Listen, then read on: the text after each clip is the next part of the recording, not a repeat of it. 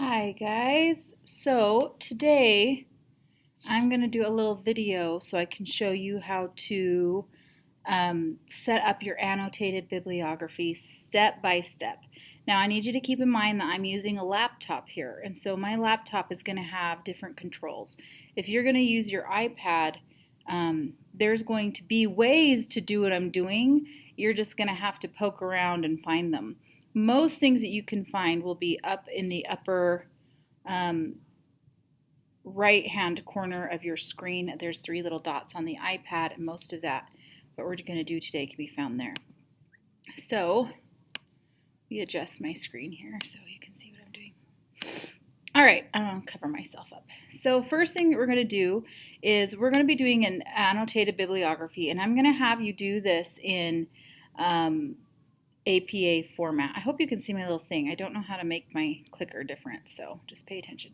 I'm going to have you do APA format simply because it's a little bit, that's what you're going to be using most in other college classes. So open up a document.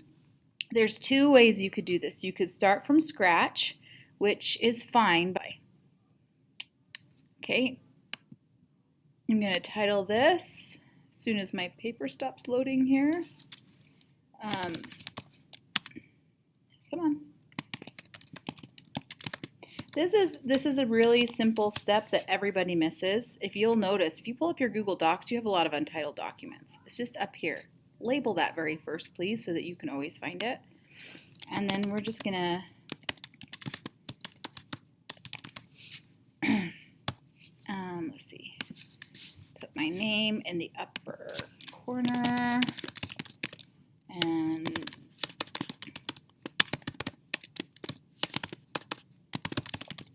then today's date is January 28th, 2020. All right, and then another space, and then we have our annotated bibliography. So we're going to do this in APA style. Now, one thing that I don't like this text. I prefer Garamond or Times New Roman, and in fact, Times New Roman is the preferred text, but it just looks nicer, but that doesn't really matter. All right, so first thing that we're going to do is, for an annotated bibliography, is I'm going to make sure I have a citation machine going. You can either use EasyBib, but I think EasyBib is it's good for MLA, but I think you have to pay for APA. So Citation Machine is always free. You'll have to watch a few commercials once in a while. And then you're just going to click this bottom one. I only want to create citations. You're going to choose APA style. So let's say one of the papers that we did was, I'm going to pull one up really quick, was from the New York Times. So I'm going to pull one up really quick. I wasn't prepared. I just did this last minute. Times standardized testing. Okay.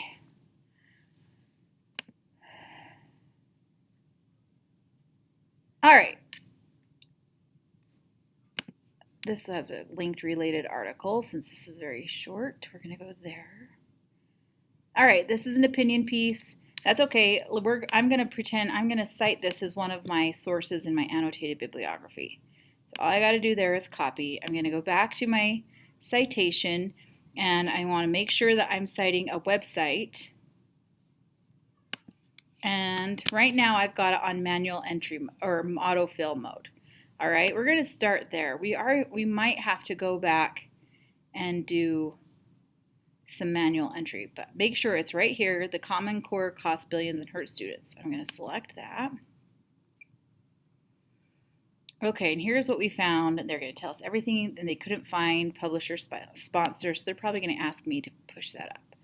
Okay, URLs, New York Times. Make sure you always put, it's not required, but just do it anyway, just to cover your bases. Or I could click today. There you go. And read annotation. It doesn't have anything I have to fill out right here. And I'm not going to add my annotation because it formats it funky here. Okay, so this is my citation then. You're going to click copy. All right, now I've got my annotation. I'm going to come back here and I'm going to paste this into my thing. Now, as you can see, this is the correct format, mine without the double spacing. You have to double space, but you see there's a hanging indent here. There's not a hanging indent here, and you have to have one because that's what separates your citation from the rest of your document. So I'm going to go here, and I can never really find where it is. Maybe not here. Format, line spacing, align and indent. And then I want to come down to indentation options, and we want special indent hanging. Apply, and so that scooted everything over. And then I'm on Google Docs here. It looks different on a Word document. Actually, Word is a little bit easier to navigate. We want to come here to line spacing, and we want to double. Now make sure it says add a space after paragraph, add a space before paragraph. Make sure that's turned off. You don't want any extra spaces. All right. So that's an annotated bibliography. That's what it looks like. And then you want to remove the hyperlink. I wonder if that's it. Nope. Don't want to do that. How do we remove the hyperlink here? I might just change the color. There you go. Okay, I've removed the hyperlink. There you go. And I'm going to make sure, see how this is a slightly different color? It doesn't feel like it should matter, but it does. All these little things, this is a technical type of an assignment. All those little things you want to make sure everything looks the same. You don't want any indication that you have been copying and pasting. Even though we all know you are, you still don't want any indication that you've been copying and pasting. All right, so now is the time for the annotation. Notice I have not bolded anything. I have not italicized anything that was not italicized. I'm going to come back here. See? No italics. I've not bolded anything. I haven't pushed enter more than once. And from here on, I am just going to start my regular annotation. Your annotation should not be more than a paragraph or so. And I'm going to follow here this little handout that we did in class. This handout has everything that you should include in your citation. Now, you want this to sound like a paragraph because it is a paragraph and you're showing your writing skills. So you're going to just follow this, write down the thing, and compose a paragraph. And I'm going to make up most of this crap because I haven't done the research. All right, start with the tab because we always indent. Now, understand that this, I want to make sure that my formatting right here is not hanging indent anymore. Okay, I'm going to turn off my hanging indent, and then I'm going to go ahead and write my annotation. So on a scale to 1 or 10, okay, this source is an opinion piece from, and then I'm writing New York, oops, spell it right, Mrs. Bingham, New York Times. I'm composing right now, so you're going to see a lot of deletes and a lot of backspaces because when you compose, you fix it as you go. This is a source. This source is an opinion piece from a New York Times opinion author. This means that the source, like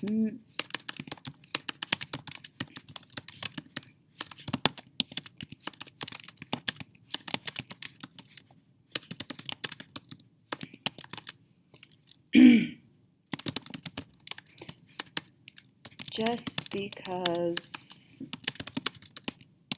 there is a bias does not mean it is not a valuable resource. And now we're going to see resource.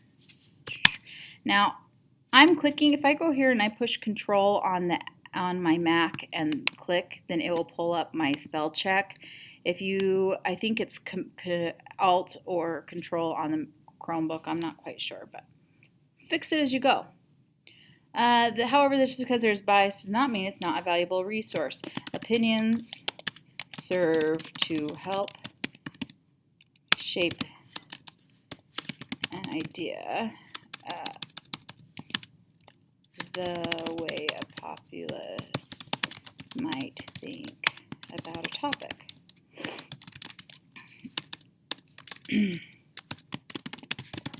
New York Times is known to be a trustworthy news source, although it has come under fire in the recent past for its own left-leaning bias. Now, I'm a conservative, and so I have a personal grudge there, so there are ways to address your personal biases without making it sound like it's personal. This is to be considered when writing an objective perspective. I'm just going to write that so that whoever's reading my article understands that I'm going to try to be objective. I'm going to try to be objective by recognizing the bias and by recognizing my own bias, which I will do later on. Let's see, what other rhetorical features present in the source? This source has, and I've kind of already addressed bias in our paper. The purposes of our paper, I don't need to talk about evoking emotions or the target audience. How does the information drawn from the source and the source's rhetorical situation impact your argument for against collegiate problems? And we're not writing an argument, but our own considerations is important. This information would be valuable in detailing or describing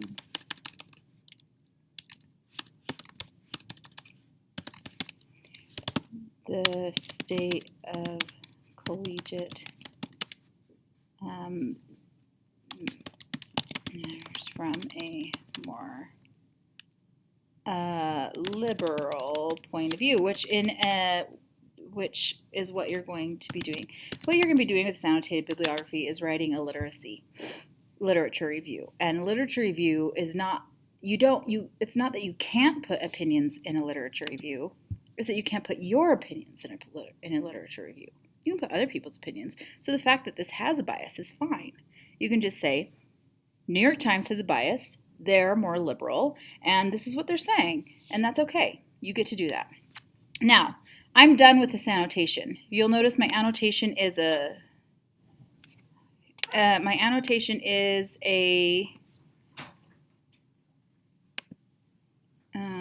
can't talk and click at the same time. Sorry, I'm doing a video, so so my annotation is, I'm trying to see how much full words this is. Word count right there. It's a whole 113 words. That's fine. 100 words to 200 words, that's all you need. If it's much longer than that, it's going to get too long. So there's my annotation. Notice I don't have any extra spaces. I don't have any special bolds. The only thing that I am italicizing is the name of the newspaper, because that's what you do with newspapers. The only thing I need to fix here is I need to make sure that everything's double spaced. Okay, now I'm going to make sure that everything's double spaced, no extra spaces, and no triple space. At this point, I'm going to start a new annotation.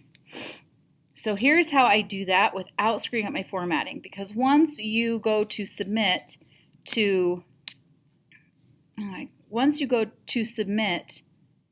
your paper, usually when it's Canvas and it switches to PDF, it messes up your formatting and then you get docked down for that. So here's how to not mess up your formatting. You have my cursor at the end.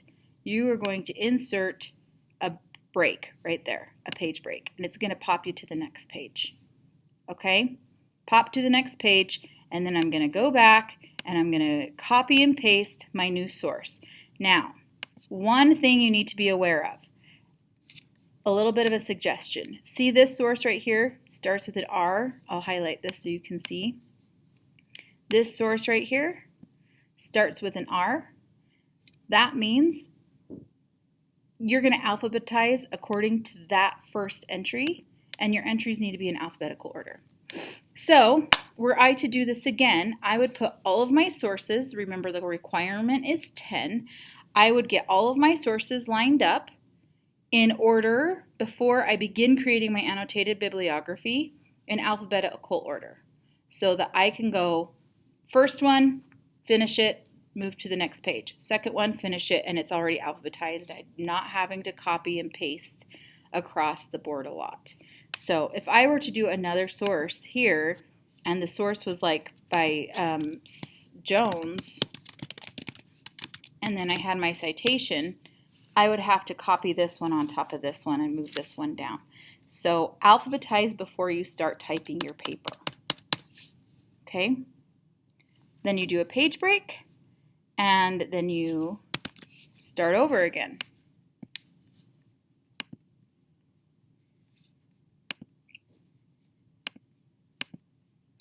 Let's pretend this is a different source, and then I start my citation. Okay? And that's it. And then when I'm done with that citation, I'm going to go insert, I'm going to hit another page break, and I'm going to go. Now, once you're done, because you started this from scratch and it's not already formatted for you, you've got to add page numbers. So once you're done, what you're going to do is you're going to insert, you're going to go a header, you're going to insert header, and you want your page number on the right side, and you're going to just put a page number right there. And then you can give it a name, your assignment, and then you're going to go over here. And you're going to put a page number. Oops, backspace. Page number, you want to put that all the way, space all the way there. That's your header. And it's going to pop up. Oh no. Okay, I did that wrong. Annotated bibliography. Now we're going to insert a page number. There we go. There you go. Now it'll say annotated bibliography at the top, and every page will be like that. So let's do that again since I did it wrong. Delete all of this. All right, so here's what I'm going to do. I'm going to go to insert. I'm going to insert a header. And off to my left-hand side, I'm going to write what this is.